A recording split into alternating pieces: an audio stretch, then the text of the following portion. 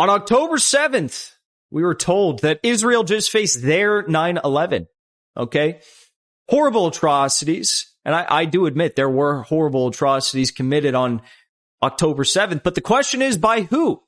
Okay? That question is still lingering.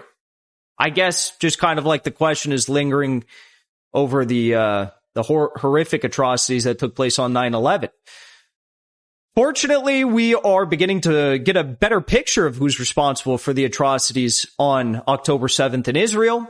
And I guess if you're an Israeli propagandist, the picture doesn't look all that bright for you. Because let's just go back to October 7th. They told us 2,000 civilians died on October 7th. Horrific atrocity. Then, a few weeks later, they told us, actually, it wasn't 2,000. It was about 1,400 or so. Also horrific. Then they told us, actually, it wasn't 1,400. It was 1,200 because at least 200 of the dead individuals that were burned to a crisp on October 7th were actually Hamas fighters. Okay, that's interesting. So it's not 2,000, it's 1,200 now. 200 of them were Hamas fighters that were burned to death. Who burned them? Don't ask that question. Then Israel posted on their official @Israel Twitter accounts that the names of these individuals that were killed, these 1,200 individuals that were killed, Israelis, on October 7th. And it turns out over half of them were military personnel. Okay, so maybe you have about like 500 civilians. A lot of these civilians were burned to a crisp. They were hit with tanks. They were hit with Apache attack helicopters. Only problem being that Hamas does not have Apache attack helicopters. Hamas does not have tanks. They don't have Merkavka tanks. So that leads back to the unfortunate, for the Israelis, analysis in reality that actually Israeli military personnel killed a lot of these civilians on October 7th, okay? Leaving aside all the insane, baby in an oven, 40 beheaded baby stories that we heard. Like, just leaving that aside, look at the facts. Look at what they've admitted. Look at what Haaretz has admitted, Israeli media, Hebrew 12 News, Israeli media. Look at what Israeli state media and radio has admitted. They did admit. Haaretz admitted that Israeli Apache attack helicopters definitely accidentally killed some Israeli civilians on October 7th.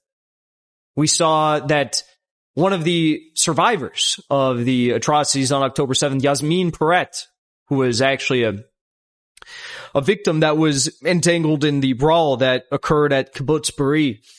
She said that the 12 or 14-year-old little girl who was killed that day and died at Kibbutz Be'eri was kind of the face of the victims of the October 7th atrocities, was not killed by Hamas, but was killed by an Israeli tank shell.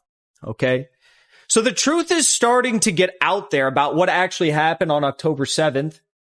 And I think that's a good thing, regardless of who's responsible for those deaths. I think that's a good thing. I think that's probably why Hamas actually called for an international investigation into what took place on October 7th, because even they said, we don't really know what happened. We don't know how these people died. Like, we were just going in for some hostages. Yeah, there's probably going to be military personnel, police personnel that get caught up in some firefighting, but we wanted alive hostages to bring back so we could negotiate for Palestinian hostages. Think of that what you will. I wish there were no hostages.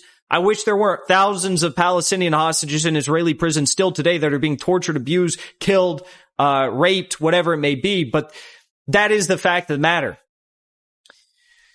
So the truth is starting to come out. And now it's not just Haaretz, it's not just Yasmin Perret, it's not just Israeli radio, it's not just Hebrew Channel 12, it's not just Jackson Hinkle and, whoever else, Jake Shields and Propaganda and Co. that are calling out Max Blumenthal. It's not just us who's telling the truth and asking these difficult questions about what actually did happen on October 7th.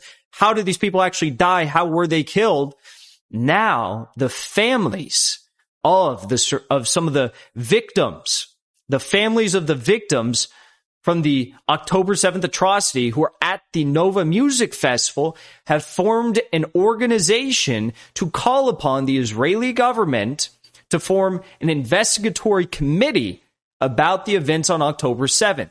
They say, we are tired of being lied to about what took place. We don't believe our own government, what they're saying about these events on October 7th. We need to hear the truth. We don't know the truth. But we think that the Israeli government should form an investigatory committee regarding what happened.